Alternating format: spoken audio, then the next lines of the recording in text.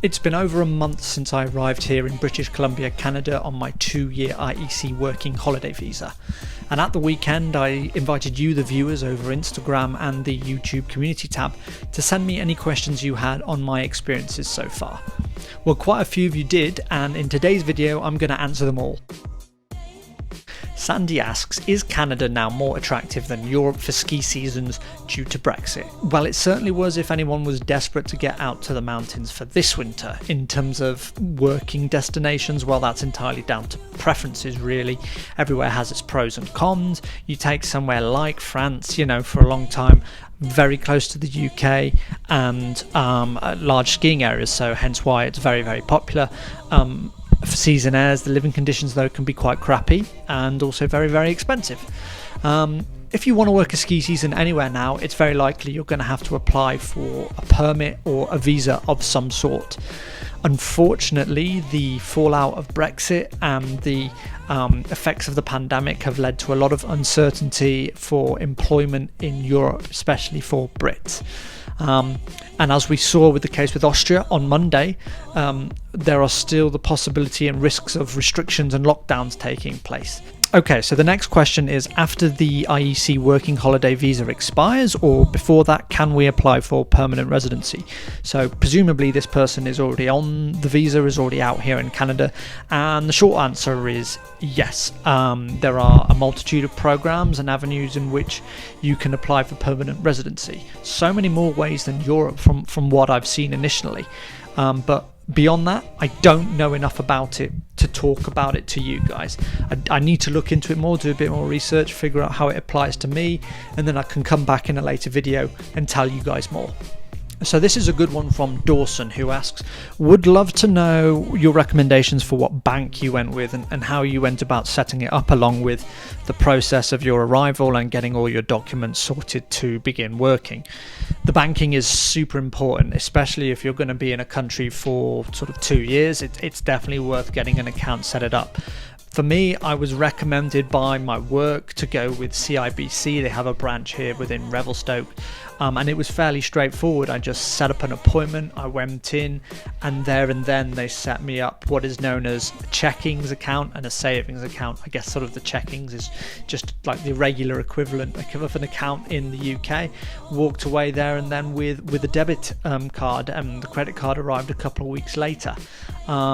Obviously each bank has its own different fees, so you need to look into that, but for you to get paid when you're out here in Canadian dollars, it just makes far more sense to have a Canadian bank.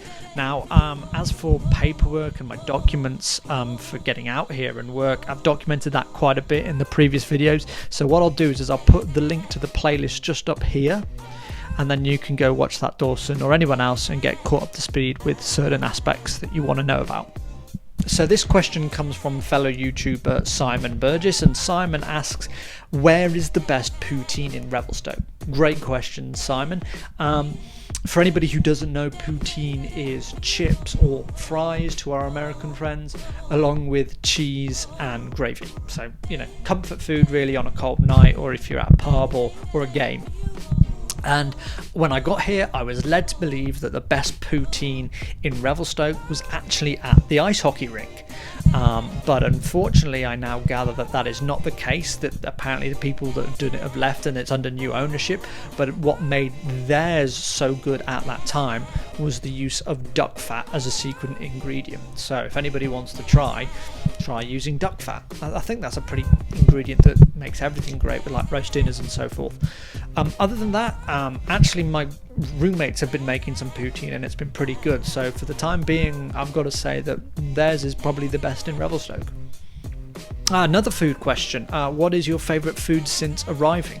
I've only eaten out a handful of times, but last week I went to a place called the Beer House and I ate a smoked brisket. Now it was absolutely delicious. Came with lots of greens, potato salad. Yeah, really went down well.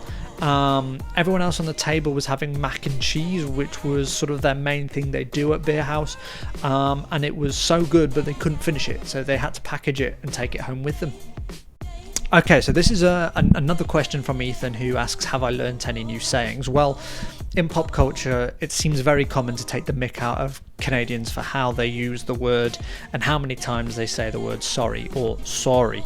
But I've not picked up on that. I've certainly been able to practice my French a lot. Becky says, please tell me you've seen a bear. I haven't, and I'm gutted that I haven't yet. From everything that I've seen and heard, they are about, that there's some in the local sort of forest areas, and they do come down into town, but I've just not got round to seeing it yet. I suspect they're probably going into hibernation now ahead of winter, but hopefully during my 2 years I get to see one while I'm here. Alright, now the next question, it's not a question but a kidnap request. Zaz wants kidnapping and being brought to the mountains. Okay, I've already sent a team over. You'll be brought over here in no time. Have you started your resort job yet? And if not, what have you been doing in the meantime? I have started my job, yes, and it's been a really positive learning experience. In the meantime though, I've joined the local section of the Alpine Club of Canada. It's a fairly new section, only about 2 years old, but it's been a really good opportunity to sort of make new friends, get out and about. I've been going to the hockey games, been swimming, and of course making videos for you lovely people, the audience. So this one's from my good friend Matt. Am I ever coming back to the UK? Wow, this question again. I don't think so, no. Certainly not for an extended period of time. The IEC Visa allows me to be here in Canada until September 2023. And back home, of course, I've got family and friends that have been a massive part of my life and always will be. But when it comes to pursuing my life's journey for quite a while, the UK just hasn't felt like it fits in with that, or it's a part of that.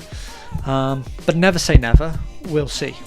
So this one comes in from CYan84793, I hope I've got that right, which is, how does the ski resort compare to the Alps? How big, how different are the runs and the atmosphere, etc. Okay, bearing in mind that I've not been out on skiing yet, the slopes don't open up until Saturday. But as a town, well, Revelstoke is about 7,500 people. It gets a little bit bigger during the winter when you get seasonal workers coming in outside of town. So in that sense, it's similar to sort of a small European resort.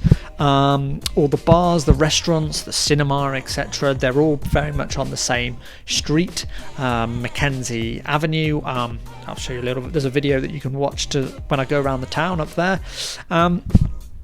The best après place is allegedly the Village Idiot. I've been in there once so far, and I would very much recommend the Mount Begbie Kolsch beer with a pizza. Really, really good food. From what I know so far, Revelstoke has 55 kilometers of skiable piste. The lift, the highest point the lift can take you is 2,200 and I think 2,225 meters. So if you were going to compare that to Niseko in Japan, where I last was, it's similar in terms of the skiable piste terrain, but nowhere near the same in terms of the height that you can get to. But a similarity is that with both those destinations, you're coming here for the powder snow and the backcountry. So obviously, like I said, that's something that I'm going to be doing plenty of in the weeks to come. So more information about skiing in Revelstoke in future videos. And finally, this is another one actually from this same person who asks, what about the local foods? I mean, look, it's a ski resort town, very much so. So that a lot of what they're doing is very similar. There's a lot of pub foods type stuff, you know, pizzas, burgers, wings. They've got all sorts of deals on that go along. But there is a sushi bar, which I have heard really, really good things about. I honestly didn't do enough or eat enough sushi when I was in Japan. So that'd be cool to maybe try out one time. Well, there you go, guys. Those are all the questions that you've sent in to me over Instagram and the YouTube community tab, and I've really enjoyed answering those. I hope you've sort of found that quite interesting. It's answered your questions, and you've learned something about Revelstoke or the IEC working holiday visa so far. Of course, if you do have any views or comments, put them in the section below. If you did enjoy it, it would mean the world if you could just hit that like button, and subscribe to the channel. It really helps support the work that I do, and bit by bit we're always trying to work to the next milestone, which is 800 subscribers, as I mentioned in the last video. Keep an eye out though, more videos to come in the next couple of weeks. Obviously skiing is very, very close now, but thanks for watching guys, take care.